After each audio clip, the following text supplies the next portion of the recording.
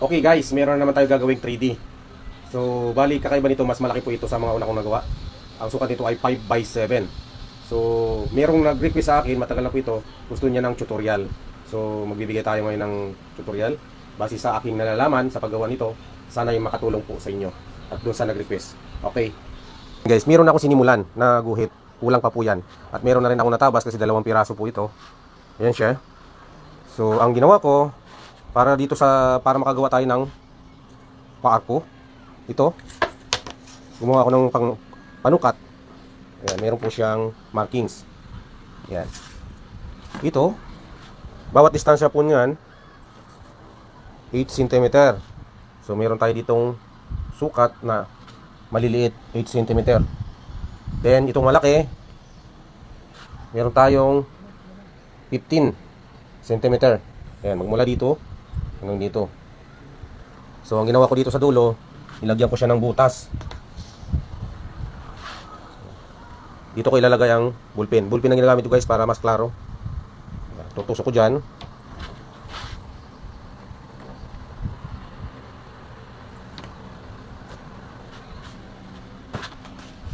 Ayan guys, mahirap kasi mag-video, so kuha tayo ng taga-video. Mahirap mag-video ng ako lang din. Ito. So ito lang guys, ang ginawa ko. Bali, 1/2 po ito na plywood. Pinutasan ko lang siya. So pinakita ko nung kanina. Ito may markings na po siya, may mga butas na po siya. Tapos dito sa dulo, meron po yung butas para dito sa ballpen. So ballpen ang ginagamit ko para mas klaro.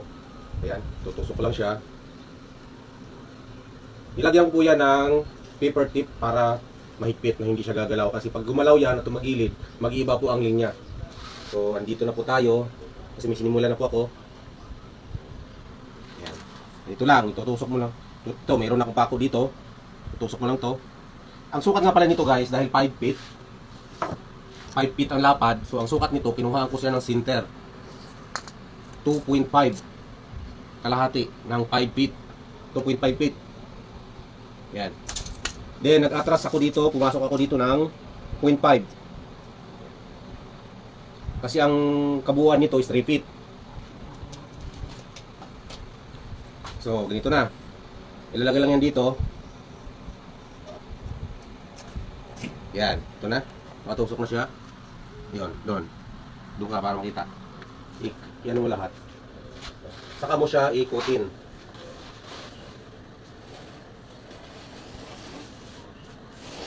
Para makagawa tayo ng arko. Then, adjust ulit sa panibago. Pangalawa. Pangatlo na pala ito. Yan, ganoon din.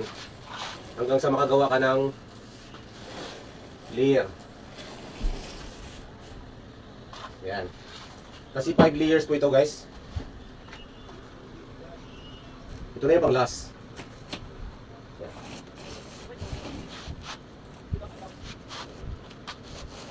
Right. So, ito na.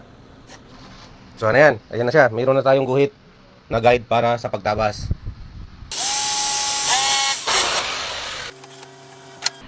So, ayan, natabas na natin guys. Bali, ito po yung harap. Meron na siyang sukat, pattern. Bali, dalawa po ito, pinagsabay ko kasi ito po yung magiging cover niya sa likod. Ayan. Para pagka nagkasimula po tayo ay sukat na sukat po siya. Ang gamit po lang natin na plywood is 1/2, marine plywood. So, okay ang 1/2. Magaan lang, madaling dalhin. Yan ang advantage po niya.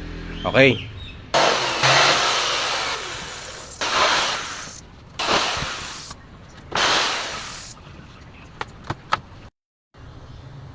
Ayan, meron na akong tinabas na parang hagdan para dito sa 3D natin.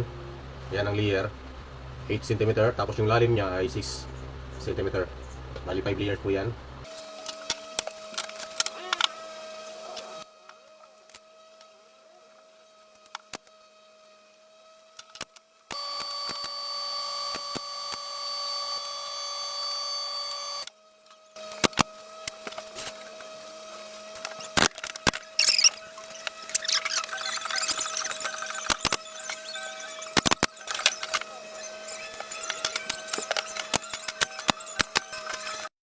Ayan, tapos ko na siya may lagay, yung para siyang hagdan. Yan ang pinaka una kong ginagawa sa paggawa ko ng 3D. Sa inyo kung nalinunahin nyo. Bago ko yan siya patungan ito.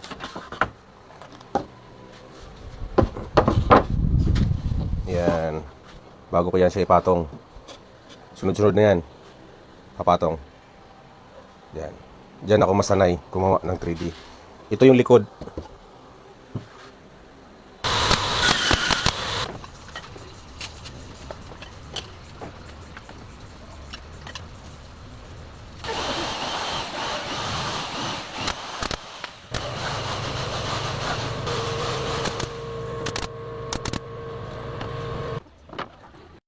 So, yan guys. Dito na tayo sa tanong ng aking viewers.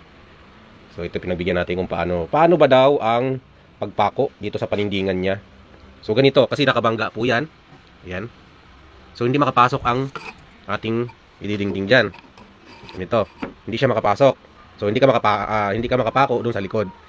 Kasi ang iniisip niya, pandikit lang ba daw ang nilalagay ko. Hindi siya nakapako. So, hindi pwede yun. Kasi pag natulak yan, gaganon yun. Kailangan nakapasok yan sa likod. So, ang gagawin natin, babawasan to. Yan, ito. Babawasan to ng 8, tawag nito, 316. Kung gaano kakapal yung ilalagay mong plywood dyan, yun ang ibabawas mo dito. Okay. So, ang ginagawa ko dyan, bullpen. Tapos, bopping lang ng grinder. Ano yung bullpen natin? Ano na kanina?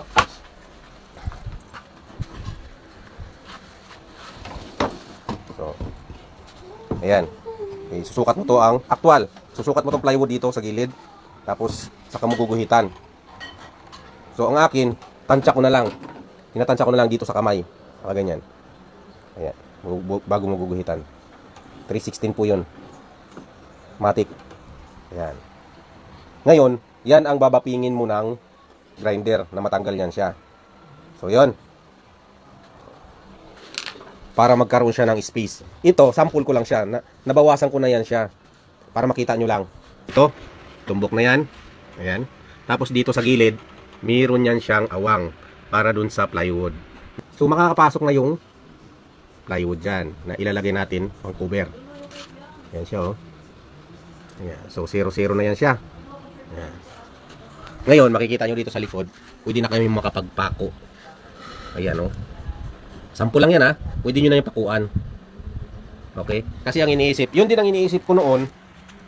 Ang akala ko, tutumbok lang siya dyan, dito lang ang pako. Yan. So, hindi siya pwede kasi pag natulak yan, gaganon yan siya. Hindi pwede na pandikit lang ilagay mo dyan. Kailangan nakapasok talaga siya. Okay? Sana nakatulong po, no? Doon sa nag-comment, kasi ang sabi niya, siya lang daw pong gumagawa. So, nahirapan po siya.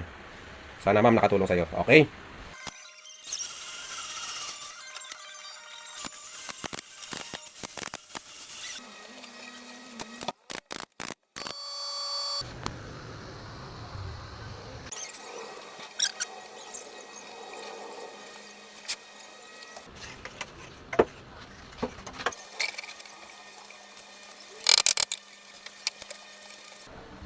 So, yan guys, nakasuksok po yan, ha.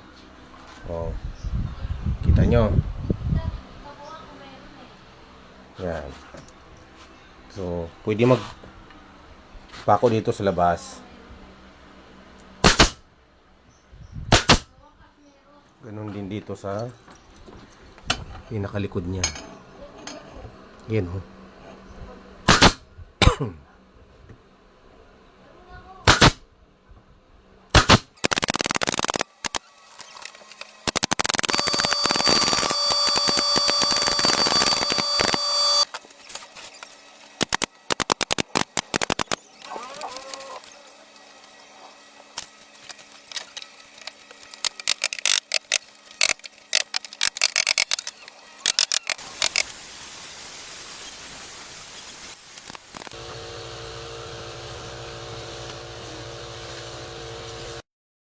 Alright, so tapos na guys. Ayan, meron na siya, ding-ding lahat. So, okay, doon sa mga nanghingi ng tutorial. So ayan, sana meron kayo naintindihan at nakuha nyo yung mga tinuturo ko. Doon sa mga nagtatanong, comment lang guys para mabigyan ko kayo ng instruction kung sakali. Meron man ako may tulong. Okay? Babush!